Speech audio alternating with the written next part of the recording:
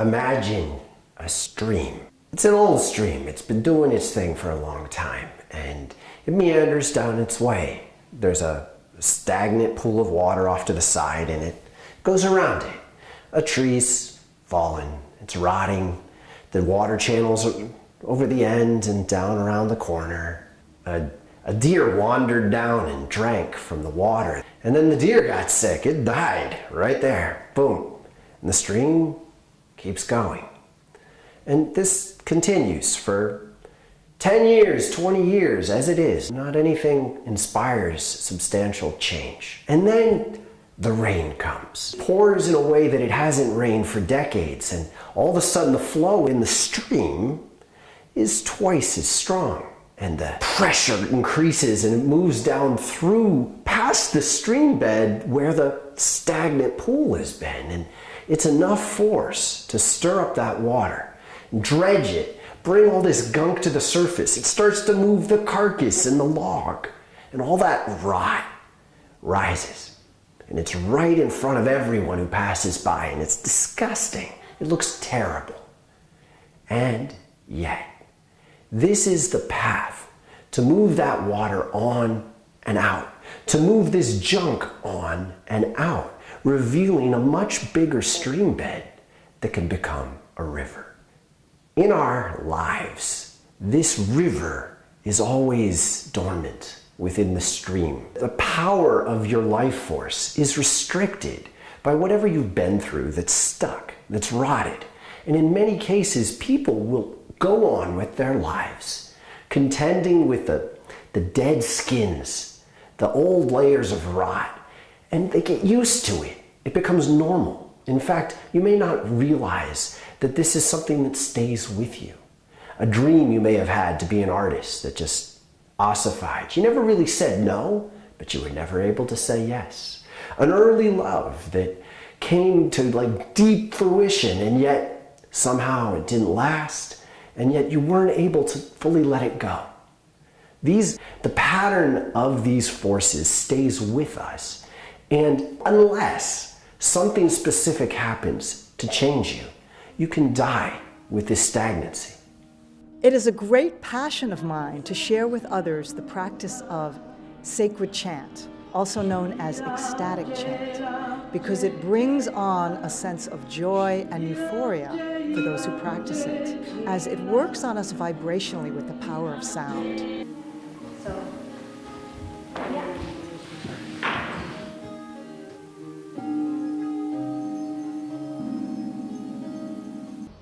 At Yoga Farm, we teach practices and tools that help our students and clients love and live in a healthy body. And along the way, our students cultivate the garden of their life. Now don't step on the flaming part. Yana wani yana away ho hanna. Yana wani yana away ho. Unfortunately, we're able to make really large financial mistakes these days. So people come in wanting to know, are they on the right track? We track our expenses and we start to have plans and goals about how we're going to move forward. These are things that I help people do.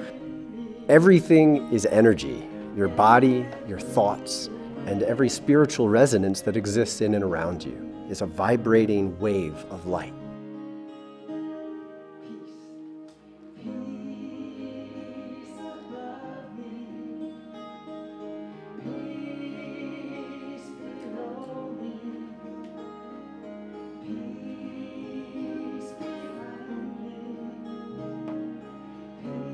Love your body, take control of your time, steward your finances, tune into your intuition, balance your mind, and calm your emotions. Teaching Ithaca Wellness.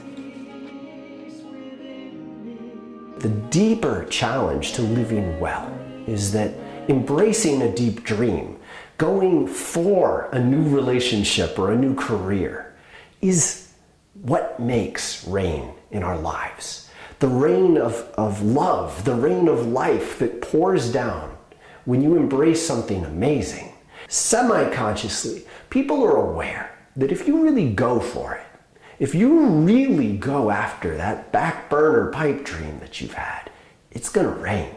And when it rains, it's gonna expose all those things that you wish you were over.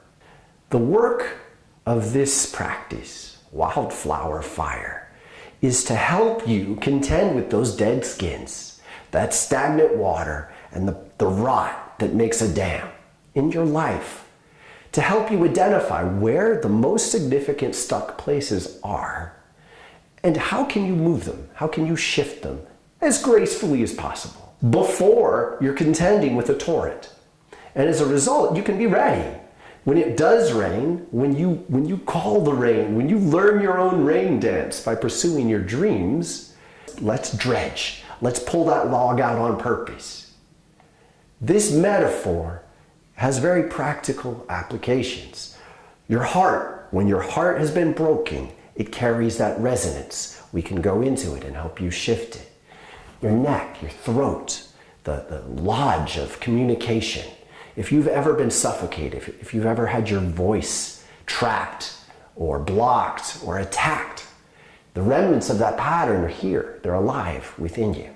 If you get headaches that are inexplicable, something is attacking or struggling in your imagination. If you have gut instincts, stomach aches, or a hollow in your gut, you might not know how to tune in and follow it. This is all an analogy for the stream that is your life force, the stream that moves through you. The yogis call this Kundalini. Kundalini actually means a cork. It's a blocking energy in you, in your root, the base of your spine, where energy wants to rise and move through. And when you pray and work to expand your capacity, at a certain point this limit opens. The Kundalini releases, and this force rises through you. A lot of times when people are stuck in trauma or drama in their lives, there's almost just a prayer, just make me okay. Reaching backwards to a time that seems fine. In fact, people's thresholds often lower at this point because they're suffering in a way that it's only hopeful to just be at peace. It's my job to help you get used to having the strength moving through you and how to use it. Because one of the biggest blessings of the curse of awakening is that when you awaken, you actually must use that energy. The wildness of this is an amazing metaphor. We have, perhaps unconsciously, embraced two versions of the word wild. Wild, as you might notice in your life, often means wild, like chaotic, like hectic, like frightening. And yet, wildness by definition is something that's in tune with nature. Wild animals are very, very conscious. They are intensely aware in every direction. They move quickly. Their instincts are sharp and fierce. When your Kundalini rises and this fierce life force comes to life in you, you feel wild. At first, it's the first version of wild. It's this chaos, it's this hecticness that people often just want to control. In fact, it's pathologized in many cases. This life force wants to be in you, and it wants to help you be something that's more like a wild animal, attuned with nature. It means you won't be able to sit still, stagnant in a closed room without air. You must get up and walk, and you can choose to trust it. If you choose to trust it, you change that wildness that's chaos into a wildness that's very, very magnificently in tune with this world. The flower and the fire are part of the awakening of energy. The flower is you, the flow of energy, a flower, someone who flows with energy, has an energy field that looks a lot like a flower to those who can see it. And fire is itself a metaphor for energy. The emerald tablets of Thoth, the ancient god. To the Greeks he was Hermes, and to the Romans Mercury. He holds a staff. It's called the caduceus. And there's a spiral of often snakes around the staff with wings at the top. Thoth left these documents, the emerald tablets, in which he describes you as a flower with living fire coming out of them. We've lost our relationship with this essential truth about what it is to be alive in a human body as a spiritual being. We are reclaiming this vivid life force as part of ourselves. And it's wild, and it's worth it. So I really loved the story. A lot of that old stuff that I grew up with as a child, that my parents were dealing with, those issues are coming up for me as I'm reaching out for something better than paycheck to paycheck. Yes, congratulations. The first gift I hope you can embrace is that's how it's supposed to work. And unfortunately, people often get used to just living with that held down. I like to use a term called zeroing. It's one of the first things I learned spiritually. It's a very simple principle it's all over the place in stuck energy. If you imagine that there's an energy like this, and then something comes and stops it, this is both my spirit, and yet I'm using this strength to stop this strength. So it's essentially a double strength, wasted, zero, nothing. People are doing this all over the place. There's part of the spirit that wants to love, part of the spirit that wanted to go for the dream, and another part that just stopped it when it got wild chaotically. People settle for that because it's so painful when this chaos is happening that they just want it to stop.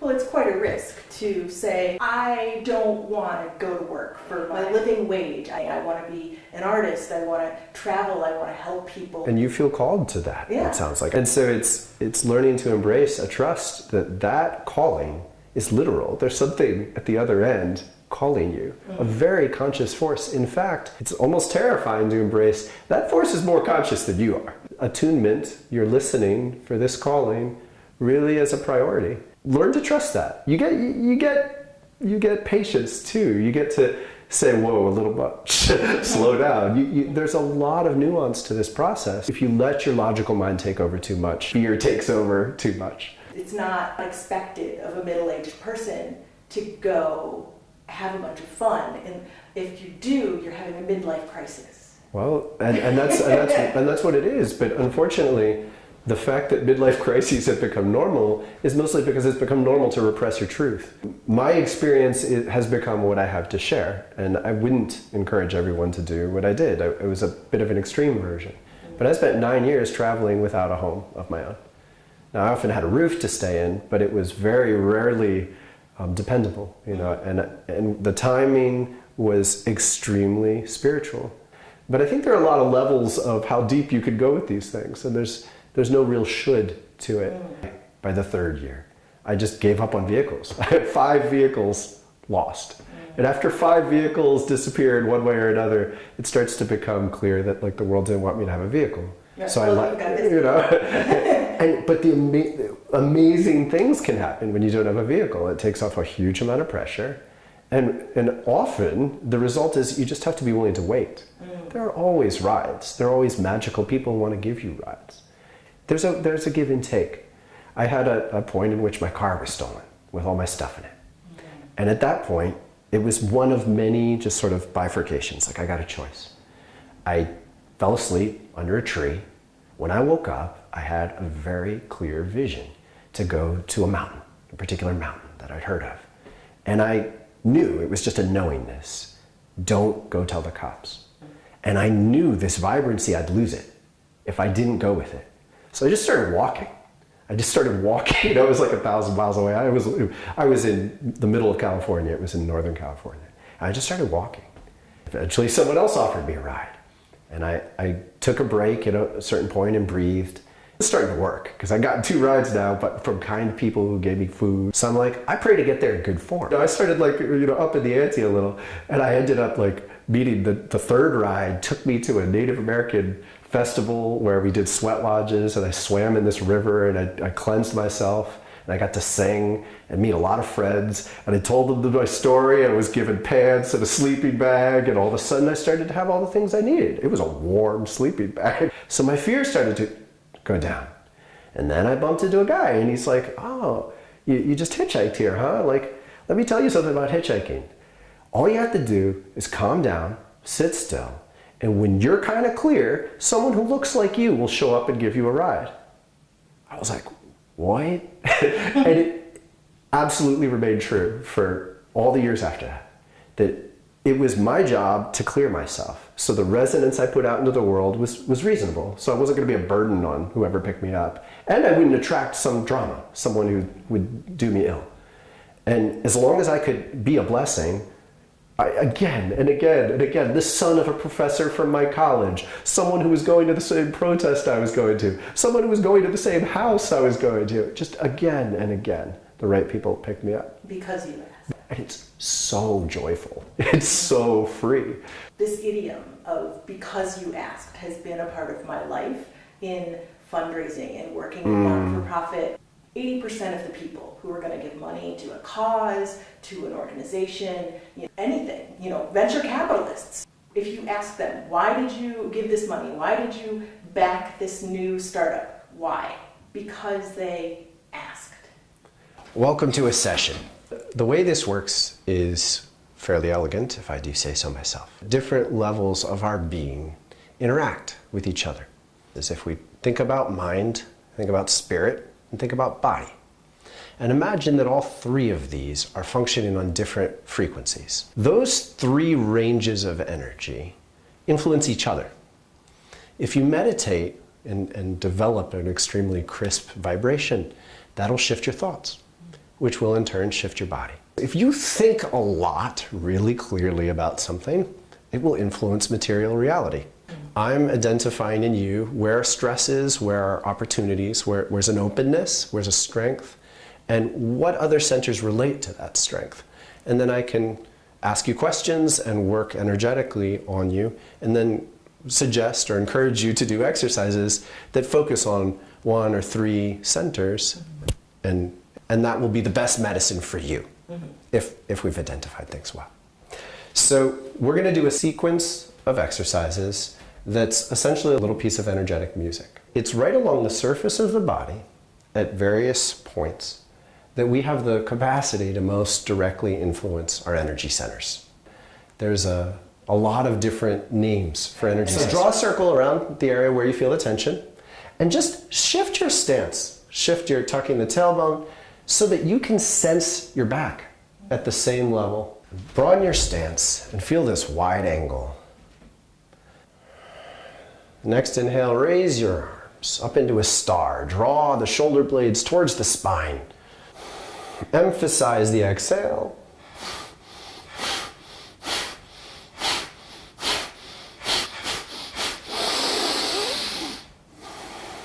And put your hands down on the navel and feel the fire that you've cultivated here. Now, ball up your fists, bend down and touch your knuckles to the ground, and then lift up again, but stay low. Open your mouth and breathe with a tense jaw. Tense, and then exhale, let go. That's all your focus right now. Tense your jaw, exhale, let go. And then another inhale and go all the way back up to the navel.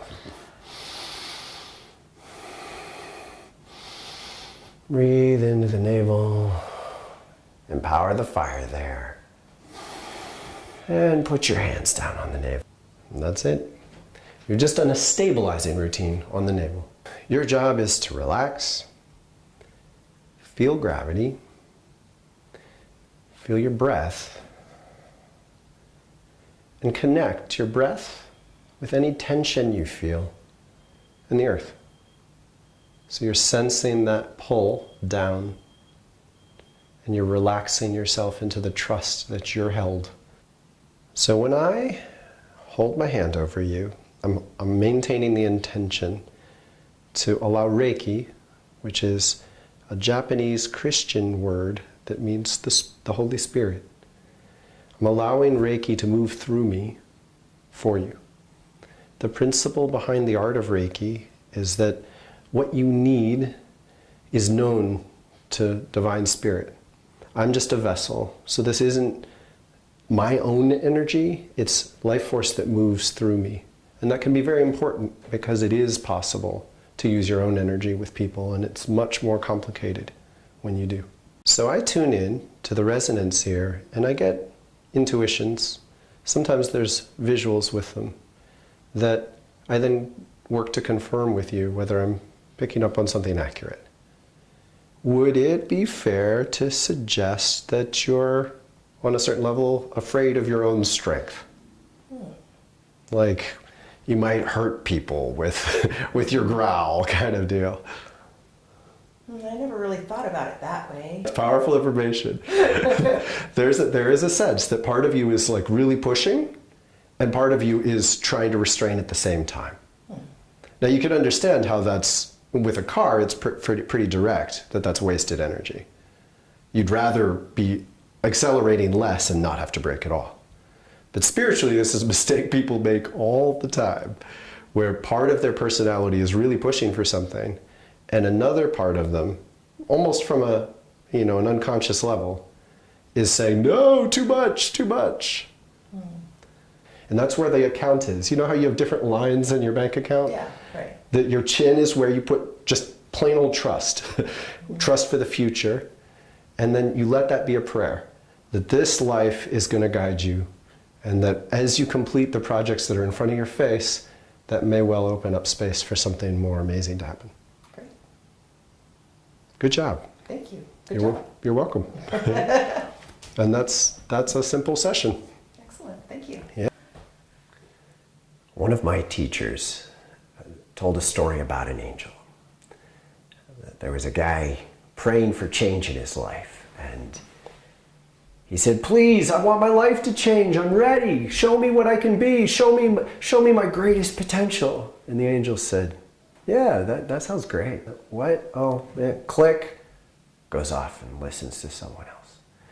And then he gets a little frustrated and stuck, and then he screams a little louder, I want change. I really believe in it. I can do this. I can do this. Come on, show me the way. The angel's like, what? I think I heard you say something. I'm not quite, click, moves on.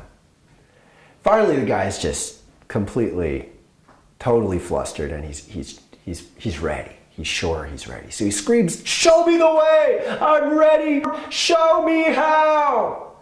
And the angel goes, oh, you mean it? Well, quit your job, quit your relationship, go over here, you're gonna move like this. We often don't know what it takes to really live out the prayers we make. And angels are listening. They're always listening. And it's my trust that everyone who works with me, one of the first questions I ask is, what kind of artist are you? Because whatever pain, whatever drama you have is raw energy that you've been wasting, that's been pouring into this woundedness. If you are going to reclaim this wounded spirit that's floundering out here, you need to do something with it. And that something has to have passion in it. The form of passion is often up to you. It probably takes on something that there's a history for you. You used to paint, or you used to play an instrument. Well, wake that up again. That's often where I start people. At least go back to that old instrument. Maybe it'll lead in a new direction. If you want to heal, you're going to have to agree to become more vibrant and more alive than you've ever known how to be. And I hope that I can help you do that.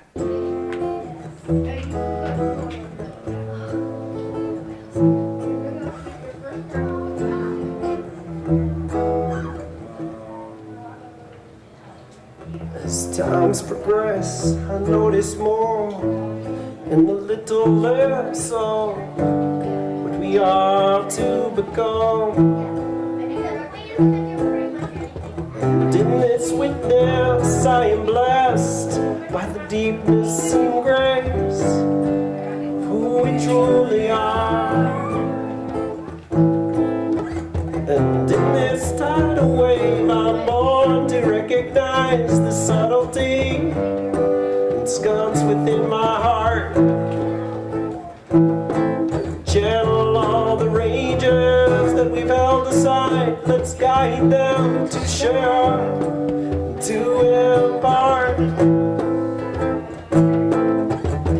Tell the truth you have, must be now and then grieve. For the time has come for trust to drain riots through our needs. No longer time to tear apart the earth. Body is on fire, plants and wind and rain.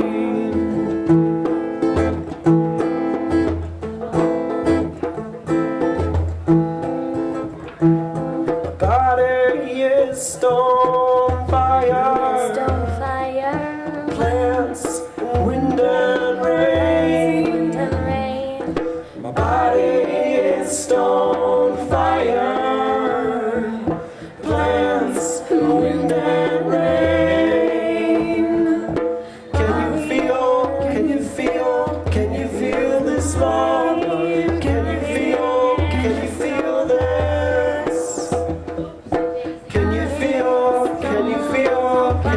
feel this love? Can you feel this? Heart song, heart song, heart song, heart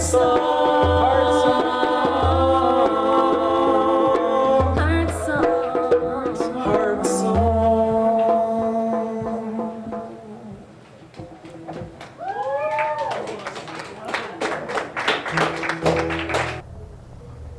The next exercise is cat-cow.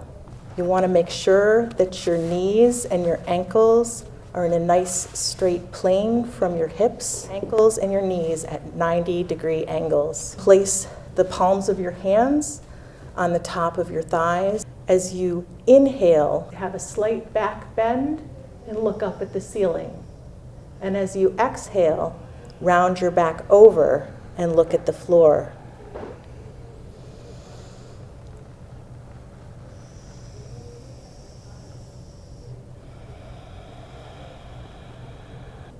Yoga is about paying attention to, controlling the breath, but it's also about letting go.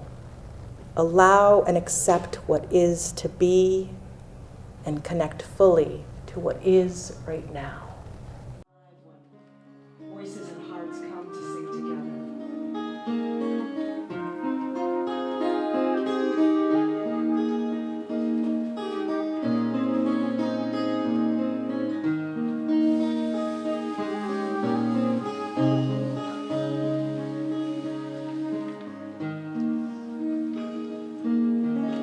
Oh yeah, some. So maybe we want to begin by just taking a few deep breaths together. Next week on Teaching Ithaca Wellness. Reiki is energy. It's universal energy. It's here all the time. It's been called many things, but in all different traditions. It has a name in every spiritual tradition. Hi, I'm Ravi Walsh, and I'm a spiritual life coach and healer. My idea of wellness is living in balance in one's body, mind, and spirit. Through the 3 stages of work that I offer people to come into balance, heal, sustain, and thrive. Most of us are just 3 questions away from a breakthrough in our life. Wouldn't it benefit us to have tools at our disposal that we could question our experiences? Inquiry gets us real. It's learning to access these 3 centers in your body, these 3 areas where there's neural activity happening. Yeah, our gut thinks. This isn't therapy. You're doing your own work. You're seeing the connections yourself. Nobody needs to do that for you. You don't need to change as much as you think, just the way you see your life. We have potential for so much more. Thoughts create feelings. Feelings and thoughts or beliefs together create our behaviors. And the 3 together, let's face it, that creates our life. As our energy starts to increase, we make better choices. We find it easier to move away from negative things, negative thoughts, negative people, and open up our life to more grace, more opportunities. As the Dalai Lama says, meditate an hour a day. If you don't have time to meditate an hour a day, meditate 2 hours a day.